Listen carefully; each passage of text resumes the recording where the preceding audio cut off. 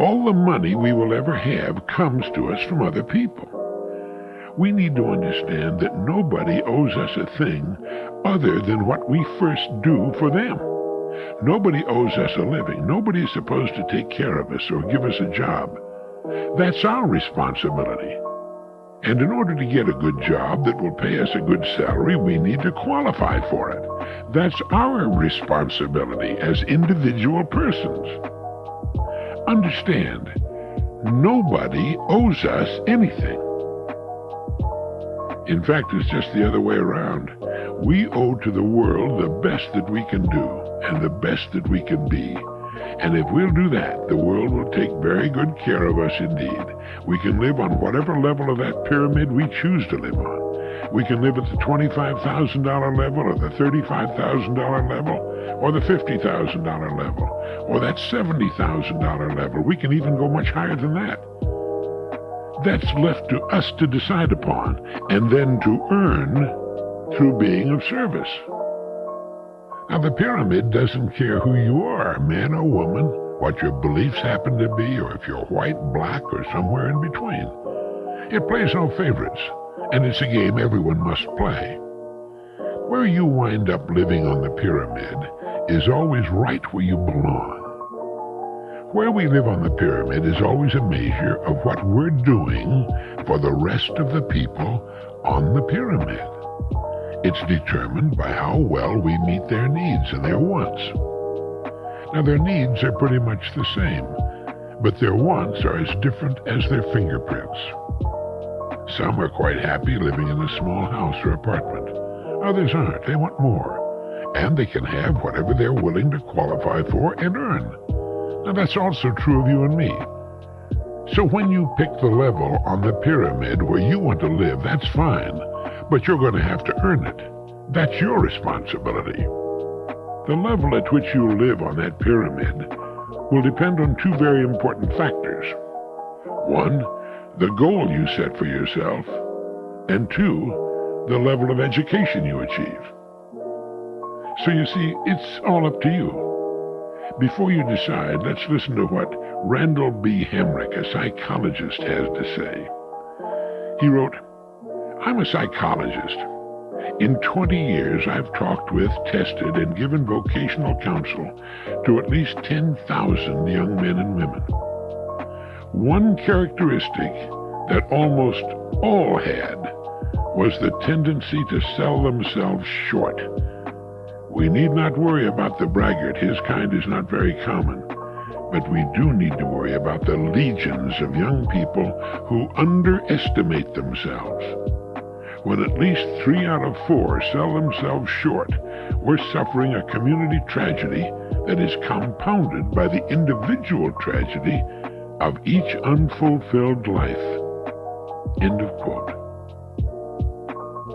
So 3 out of 4 young people sell themselves short. They underestimate their true potential.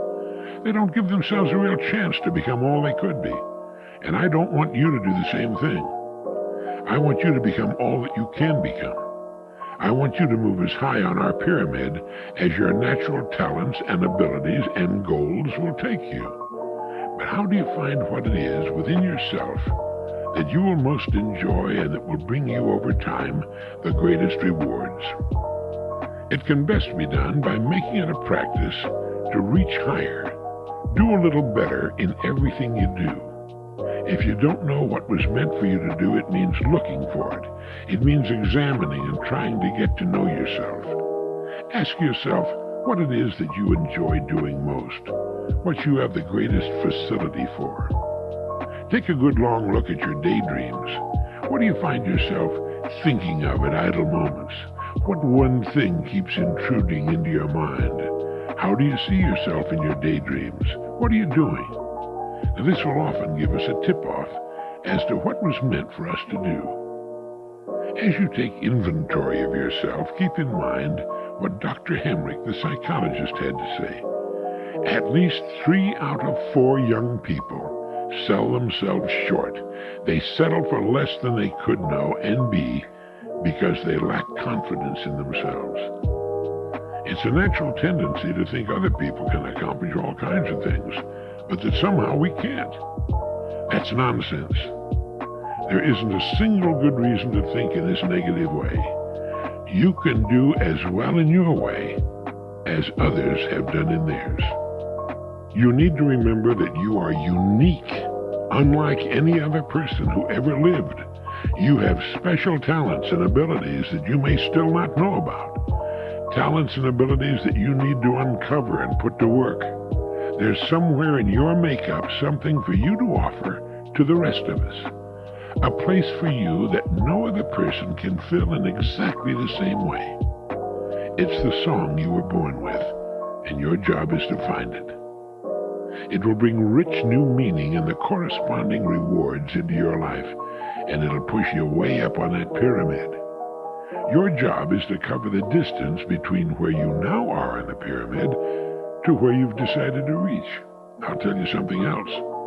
Once you reach that higher place on the pyramid you've chosen as your goal, you'll be having so much fun you'll want to climb still higher. It's fun reaching our goals and setting new ones. And as we reach these goals, we'll find that we're much bigger, more competent persons capable of climbing much higher, if that's what we feel like doing. You will understand and find a great deal of happiness in the fact that your future is in your own hands. It's you who decide where you want to live on the pyramid. No one else has anything to say about that. The pyramid doesn't care who you are, what color we are, where we come from. All the pyramid knows is that we get what we earn. Yes, all the pyramid knows is that we get what we earn and deserve. And that's only fair. Nobody gets cheated. You want more? You do more. You think more. You serve more. And we have two main ways in which we serve. One, we serve physically, that is, work that we do with our hands, feet, and back or bodies. Or two, we serve mentally by using our brains, talent, inherent ability, or a combination of all three. So we might say that we can earn our place on the pyramid by working with our bodies or with our brains, or both, and the choice is up to us. In many cases, like the surgeons and the dentists and the architects, it's a combination, working with the mind and hands together. It's the same with the fine cabinet maker, the plumber, the expert in any field. He gets paid for what he knows, what he has in his head, but he also does what he does with his hands. Makes for a nice balance. Perhaps you've seen carpenters doing beautiful work with wood. Well, that's talent, experience, and a love for what they do. Whenever we see a person doing exceptionally fine work, we're looking at someone who's in the right work. They love their work, and their work makes up an important part of their lives. Even after they retire someday, if they choose to, they'll go right on working at the work they love, even if they just do it for the fun of it or for their friends.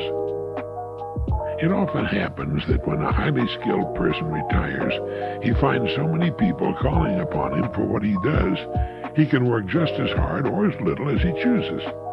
Such people often earn more money in retirement than they did on their regular jobs. But of one thing you can be sure. When you find the work that's right for you, it'll be work you love to do. Instead of getting up in the morning and hating the idea of going to work, you look forward to it. It's a big and important part of your life. The work we spend our lives doing should be fun and match our talents and abilities like a fine-fitting pair of shoes or a comfortable old coat.